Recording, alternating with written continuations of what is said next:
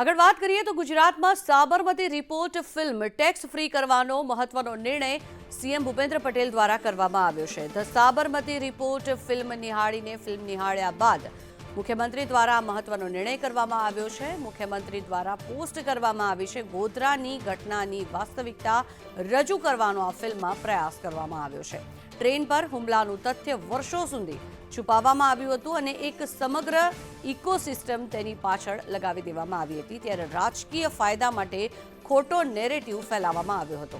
ફિલ્મના માધ્યમથી સત્યને ઉજાગર કરવાનો આ નિડર પ્રયાસ કરવામાં આવ્યો છે, જેને લઈને આ ફિલ્મ નિહાળ્યા બાદ મુખ્યમંત્રી દ્વારા આ મહત્વનો નિર્ણય કરવામાં આવ્યો છે। આ ફિલ્મને ગુજરાતભરમાં ટેક્સ ફ્રી કરવામાં આવી છે।